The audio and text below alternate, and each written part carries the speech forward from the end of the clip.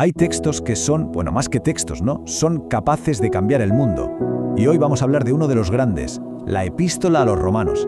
Es que no es una carta cualquiera, es el documento teológico más potente y completo del apóstol Pablo. Una carta que, como veremos, fue la mecha de revoluciones que, literalmente, cambiaron la historia. Pero ojo, que no todo es alta teología. Esta carta nace de un problema súper práctico. A ver, ¿cómo unes a una comunidad que está totalmente rota, dividida por la cultura, por la historia, por sus propias leyes?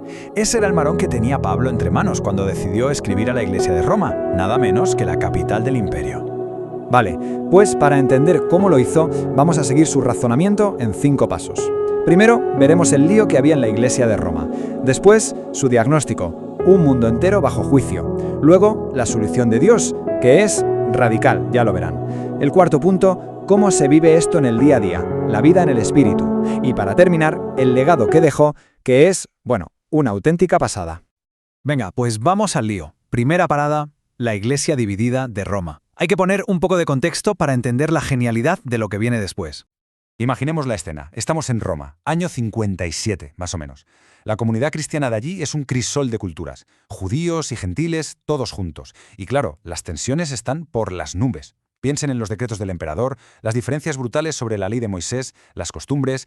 Y en medio de todo esto, un apóstol que ni siquiera conocen en persona, un tal Pablo, les manda una carta. Una carta que va a cambiarlo absolutamente todo. ¿Y qué buscaba Pablo con esto? Pues tenía un triple objetivo. Primero, necesitaba dejar clara su autoridad como apóstol, con una base teológica que fuera, a prueba de bombas. Segundo, y esto es clave, quería unir a los dos bandos, a judíos y a gentiles, con un evangelio que fuera el mismo para todos y que tirara abajo esos muros que los separaban. Y tercero, un objetivo más práctico. Necesitaba que le apoyaran para una nueva misión que tenía en mente, nada menos que ir a España. Y justo aquí, en el capítulo 1, Pablo suelta la tesis de toda la carta. Es la idea central, la piedra angular de todo. Dice algo así como que el Evangelio es el poder de Dios para salvar a la gente, y que en ese Evangelio se revela una justicia que no es la nuestra, es la de Dios. Y lo más fuerte es que se recibe solo por la fe. Quédense con esta idea, porque es la clave para entender todo lo que viene después. Vale, cambiamos de tercio. Vamos a la segunda parte. Un mundo bajo juicio. Y esto es genial porque Pablo se pone en modo fiscal y abre un caso judicial a escala cósmica. Casi nada. Su estrategia aquí es brillante. Despliega un argumento en 2 frentes. Por un lado, se dirige a los gentiles, a los no judíos. Les dice, a ver, la verdad de Dios es obvia, solo hay que mirar la creación, pero la habéis ignorado. Y por otro lado, se gira hacia los judíos y les dice, vosotros tenéis la ley de Dios, teníais el manual de instrucciones, y no lo cumplisteis. ¿El resultado? El veredicto es el mismo para todos. Culpables. Nadie, absolutamente nadie, tiene excusa. Y para rematar, para sellar el caso, Pablo tira de las propias escrituras judías. Y la conclusión es demoledora. Es universal. Cita, como está escrito, no hay justo ni aun uno. ¡Boom! Con esto se acabaron las discusiones. La humanidad entera, sin excepción, está bajo el mismo juicio. Y esto crea una necesidad absoluta, ¿no? La solución tiene que venir de fuera. Y justo cuando parece que el juicio ha terminado y que no hay nada que hacer, llegamos a la tercera parte, la solución radical de Dios. Prepárense porque aquí viene un giro de guión totalmente inesperado. Pablo utiliza una de las transiciones más potentes que existen, pero ahora. Es que son solo 2 palabras, pero marcan un antes y un después. Es como si dijera, todo lo que os he contado hasta ahora, olvidadlo, porque esa realidad ha sido interrumpida por algo nuevo que ha hecho Dios. Algo que no tiene nada que ver ni con la ley ni con nuestro esfuerzo. Y aquí presenta el primer concepto clave, la justificación. Es un término legal, de un juzgado, vaya. Imaginen a Dios como un juez. Pues bien, la justificación es cuando ese juez declara justo a un pecador. Y no porque el pecador se haya portado bien o haya limpiado su expediente, ¿qué va? Es porque se le aplica el historial perfecto de Cristo. Es un cambio de estatus legal así de simple y así de increíble. El segundo concepto es la redención. La imagen aquí viene del mercado de esclavos de la época. Es la idea de liberar a un esclavo, que en este caso es el pecador, pagando un precio de rescate. Y ese precio, claro, es el sacrificio de Cristo. Esto pone el foco en lo que costó esa libertad y en cómo el pecado nos tiene, esclavizados. Y el tercer pilar, la propiciación. Esta palabra viene del mundo de los sacrificios. Se refiere al acto que satisface la ira justa de Dios contra el pecado. es lo que resuelve ese conflicto interno de Dios, ¿no? Por un lado, su justicia, que tiene que castigar el mal, y por otro, su misericordia, que quiere perdonar. La propiciación une esas dos cosas. Esta tabla lo deja clarísimo. Justificación cambia nuestro estatus legal. Redención rompe las cadenas con el pecado. Propiciación hace posible la paz con Dios. Juntos, estos tres conceptos son la solución completa al problemón que Pablo nos había presentado en los primeros capítulos.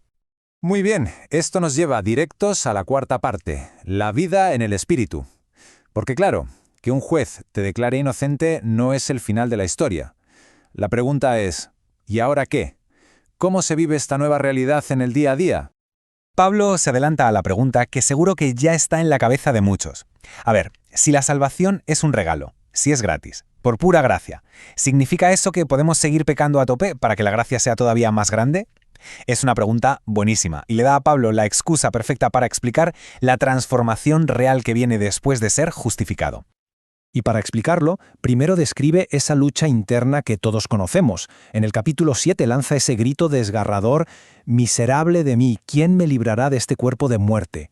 Es que capta a la perfección esa frustración, ¿verdad? Saber lo que tienes que hacer, lo que dice la ley, pero ser incapaz de cumplirlo por tus propias fuerzas. Pero justo después de ese grito de angustia, la respuesta llega de forma triunfal, al empezar el capítulo 8. Ahora pues ninguna condenación hay para los que están en Cristo Jesús. La victoria, nos dice, no viene de matarse a intentar cumplir la ley, viene de la liberación que nos da el Espíritu Santo, que actúa en la vida de quien cree. Y con esto llegamos a la última parte, un legado de reforma. Porque toda esta teología, que puede parecer muy densa, tuvo unas consecuencias súper prácticas, que literalmente remodelaron el mundo.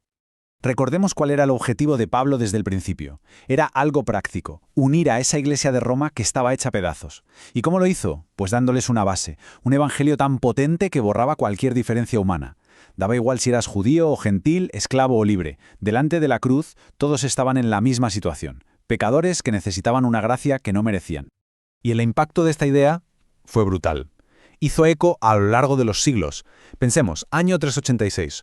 Un tal Agustín se convierte leyendo un trozo de Romanos y acaba siendo uno de los pensadores más influyentes de la historia.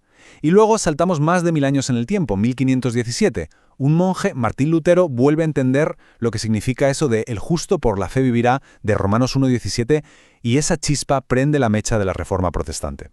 Y todo esto nos deja con una última pregunta. La carta a los romanos defiende una idea, que toda la humanidad es culpable, sí, pero que Dios ofrece una justicia perfecta y además como un regalo, solo por la fe. Y argumenta que esa idea tiene el poder suficiente para reconciliar enemigos, para transformar vidas y hasta para cambiar el rumbo de la historia. La pregunta es, ¿qué idea puede ser tan potente como para conseguir todo eso?